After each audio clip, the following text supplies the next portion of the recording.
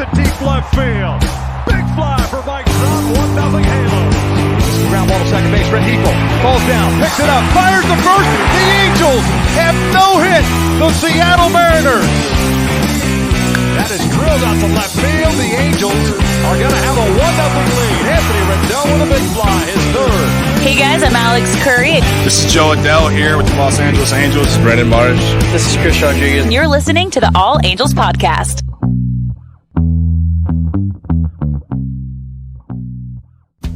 And welcome to our special edition All Angels Podcast interview. Something that we want to try to do to expand our net, I guess, if you want to say, is to put some of these interviews on YouTube exclusively. And that's exactly what this is. You'll hear a little bit of it in our regular podcast, but for the full interview, you are here. You're in the right spot. And then for the first one we're going to do is the Angels' number 2 prospect, number 1 pitching prospect, Reid Detmers. And if you don't know about him, first round pick, 10th overall in the 2020 draft. So here's my interview with Reid Detmers. My next guest on the All Angels podcast is one of the young arms in the Angels organization. That's Reid Detmers, the first round 10th overall pick in 2020. Reid, how you doing? I'm good. How are you? Great. So like I mentioned, first round pick, 10th overall in 2020. 2020 in general was just kind of crazy for a lot of people. How was the lead up to the draft? It being such a uncertain time, and obviously the season didn't finish in college, and the draft was in question for a while. Yeah, it's definitely pretty weird. Once the season ended, it was just me and my roommate. We pretty much just stayed on campus at our house and did our best to work out. We didn't have any facilities or anything. We just kind of went in the courtyard, did a couple things, played catch every day, threw bullpens a couple times a week. And then like heading up to the draft, it was pretty hectic. Just talking to teams every day, sometimes a couple of teams a day. But once they got closer, they started narrowing down their picks, so it got a little bit less hectic, I guess. And then, yeah, the day came, and I was an Angel. So how did you feel leading up to it? Did you have a feeling you were going to go in the top 10? Did you have a feeling you were going to go early, or what was your overall kind of thought around it? Originally, I thought I was going to go in the top 10. But once the day came, I had no clue where I was going to go. It got very hectic. A lot of teams were backing out. And yeah, I mean, my agent called and they're like, "Hey, we don't know where you're going to go. Like everybody's backing out. Everybody, like, it's getting pretty crazy." I was like, "All right, that's fine. Just let me know when a team calls." And so the Angels called, and yeah, it was a dream come true. How was it being at Louisville, your college, surrounded by family and friends during that process? Do you remember the emotions that were coming through you at the time when you did finally hear your name called? Yeah, slightly. I kind of blacked out during the moment, but it was special, man. Just being able to experience that with all my teammates and my family. That was a pretty cool moment. Yeah, I mean, from what I remember, it was pretty crazy. Everybody's going crazy. There's tears, and yeah, I'll never forget it. So obviously you get drafted. There is no summer like rookie ball right after you get drafted because of everything shut down. The season starts in 2020, but you end up being at the alternative site, correct, in Long Beach.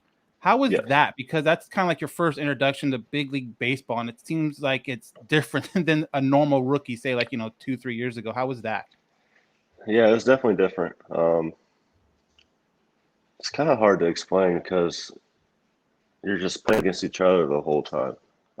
It just felt like practices every day, over and over, same thing over and over. We'd report to the field, take a COVID test, go to the locker room, go get a workout in, go stretch, go get on the field, play catch, and it's just that every single day. And then later, a couple weeks in, we started playing games, and you're just facing the same batters over and over. I faced Brandon Marsh probably 55 times. So just facing those guys over and over, it's definitely good competition, especially coming out of college. It was difficult at times. I struggled at first, but I mean, once I got used to it, I mean, obviously once you get used to it, it's a little bit easier. But yeah, it was weird, especially when you're used to playing actual meaningful games during that time. Yeah, I Yeah. mean, that's really all I can say. So during that time, obviously, like you mentioned, a lot of these guys at the alternative sites, a lot of them are going to be there for the opportunity to get called up because injuries happen and all that stuff. So these guys are one step away from the majors for the most part. Um, was there anyone there that you felt like, oh, I want to, pitch to try to like kind of test, my abilities right off the bat? Um, I mean, like you said, everybody's like one step away there. Everybody that was there was good hitters. Um, I just remember facing Jared Walsh, and just knowing like this guy's he's legit. And then 2 weeks later, he's called up to the bigs, and I was like, Was yep. there a time where it was like, wow, I'm not in college anymore. This is like that would have worked in college. It didn't work here. Yeah, because I was struggling to find my changeup, and at that time I was only fastball curveball, um, so I was working on the slider, and I didn't really have a changeup. Then I had one, but like I didn't really throw it. So I was working on that, um, and also working on slider. So I was just trying to pitch him fastball curveball. And the first couple of times it would get him, but as soon as I saw it, was like, all right, like just sit back and wait on it.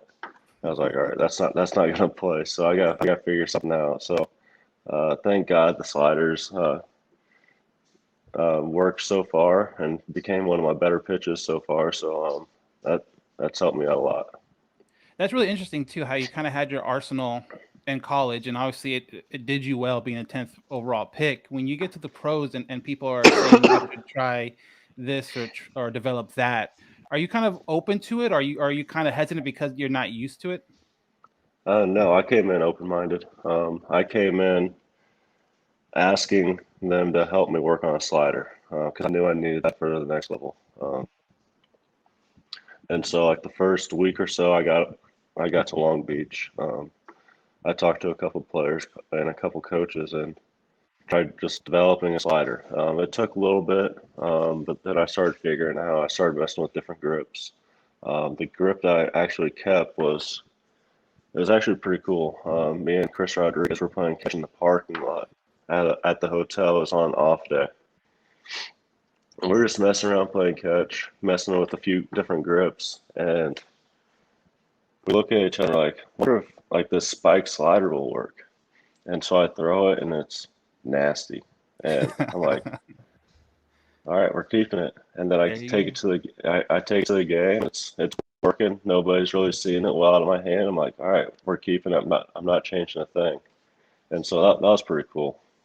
That is pretty cool. The fact that you just kind of guys just throwing the ball around and it's like, let's try this or let's try that, and then it sticks and it works well.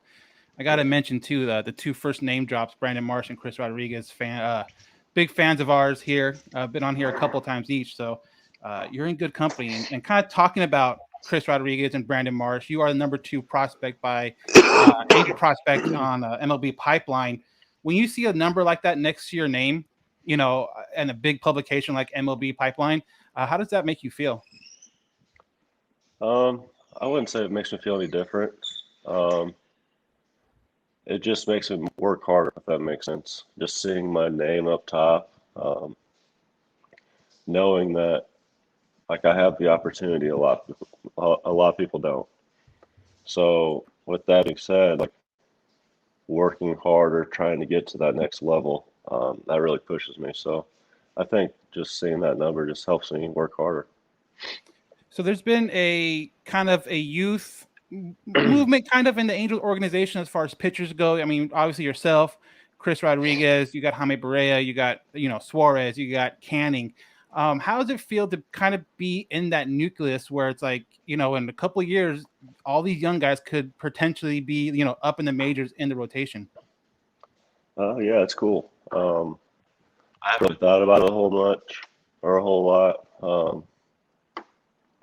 But yeah, just thinking about that right now. Just having Canning, Sandoval, Suarez, C-Rod. Um, it's fun. I mean, obviously I know those guys. I played with them, and it's just a fun group. Yeah, they like to have fun and keep the energy up. So yeah, I mean, if that works out like it should, it's going to be a fun couple of years. Yeah, definitely something that the fans are looking forward to for sure, especially with you and Chris. A lot of like hype, not hype, but just that can't wait anticipation for you guys to a point where obviously Angels fans know the pitching has been a struggle in the years past.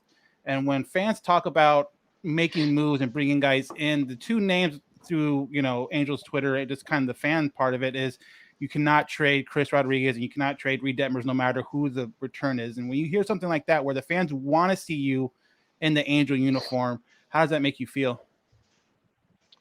I mean, good. Um, Knowing that the team you're playing for, they want the fan base wants to keep you. That's that feels pretty good. But yeah, I mean, it's I'm just excited, man. Just ready to go out there compete. Whenever the chance comes. I don't know when it'll be. It could be whenever. Who knows? But yeah, it's fun. Um, and yeah, just looking forward to play out there in front of the great fans we have. So obviously this season gets started more normal than obviously last season. You are at Double A Rocket City Trash Pandas. Your first start was May 5th, and like you mentioned before, like it was kind of like a season long of practices out in Long Beach. So when May 5th happened, it was your first professional start. Was there nerves, or what was going through your head when you're on your way to the mound on that game? I wouldn't say there was nerves. I was very anxious, not being able to pitch in an actual game in over a year. I mean, yeah, I was just very anxious. Went out there, and I thought my stuff was good. I just found things found things off, and yeah, just got my pitch count way up really quick. And obviously, it wasn't the debut that I wanted, but uh, I learned from it and kind of went out the next outing and kind of did what I wanted to do. Is that kind of your process after every outing? Is like kind of looking back at it and seeing what you did well, seeing what you can improve on, just to kind of move forward from it? Yeah, I mean that's what you have to do. I think, good or bad, go out. Like for me, it's very helpful to go back and look at the outing just to see. I don't really look at the things I did well. I want to know the things I did bad, if that makes sense, because I Right. want to the things I did bad, I want to be able to fix. So going out there and figuring out what I can do better at that in that area, Hmm. I think really helps me and the way I think about things. So if I figure that out during like watching video and stuff, it allows me to go out the next outing and uh, just do that area better. No, that's very cool. That's very cool insight on it. So obviously, the Trash Pandas, the very first season of them, have a brand new field, Toyota Field. I've only seen it in photos, but it looks absolutely awesome. So when you walk onto the field, you see it. You guys have like media day and all that stuff, kind of leading up to the first game. What are your thoughts about that brand new stadium? Yeah, it's sick. Yeah, I didn't really know what to expect when I got here. Um, but as soon as I pulled up to the stadium the first day we were here, I was like, wow, this place is legit. And then walking down to the locker clubhouse, seeing the locker room and our weight room and stuff like that, like this is probably one of the best stadiums in the league. Um, Hmm. and yeah, it's just nice having a nice facility at your home ballpark. You're going to a nice facility, like you're just comfortable.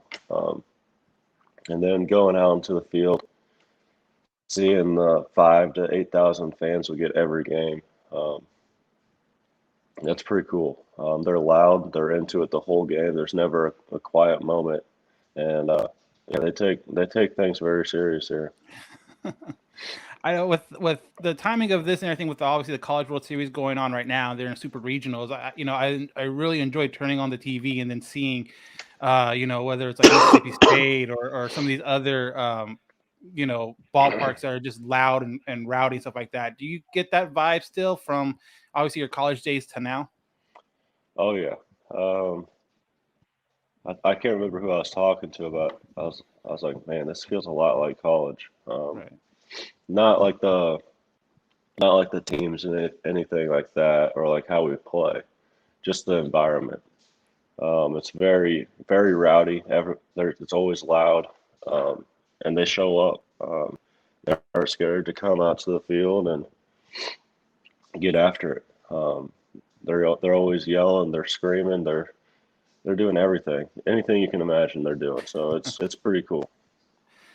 So obviously, what we do too on the podcast when we have guys on for the first time, we'd like to get you to know you a little better off the field because obviously, every time we see you with the ball in your hands, pitching on the mound. So, first thing I want to ask you: strikeout looking or strikeout swinging? Looking. Do you have a preferred pitch? Um, no, not really. I mean, seeing them strike out looking on the backdoor curveball is pretty cool, or a fastball inside or something like that. If you could be a professional athlete in any other sport, what would it be? Ooh, golf. And you just went golfing yesterday. I saw on the Instagram. How's your game going? That was the first time I played in over a month, so it's all right. It's a little shaky, but yeah, I'm not complaining. Been there, still there. How often do you try to get out, or is it something you're gonna try to do more regularly now that you kind of have a schedule set where you're at? Yeah, since now I have a schedule set, I'll probably go out like once a week, usually on our off days or something. I mean, during spring training, I was going out probably like 2 or 3 times a week. Nice. But yeah, I mean, I just like to get away from the game. Just go out there, have fun, and Oh yeah, just I mean, get I'm a your, golfer. just get your I'm a mind golfer right. too. Yeah, I'm a golfer too. So I totally understand the idea of just getting away for 4 or 5 hours and just kind of relaxing and stuff like that. So Yeah. when I saw that, I was like, oh, that's pretty cool. Another golfer I can talk to about it. So you spent time obviously in Long Beach last year with the at Long Beach State. What are your thoughts about In and Out? In and out. Oh man. I've only had it like 3 times.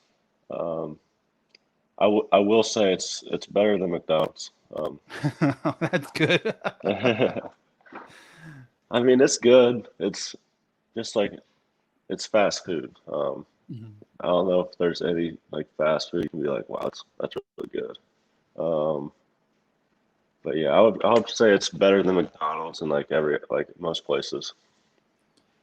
Day game or night game? Night game. Night game. So here on the podcast, between me and my co-host Chris, we collect whether it's bobbleheads or like kind of stadium memorabilia kind of stuff. Do you or have you ever, even when you're younger, collect anything? And it doesn't have to be sports or baseball related. Um, I mean, when I was a little kid, I used to collect cards.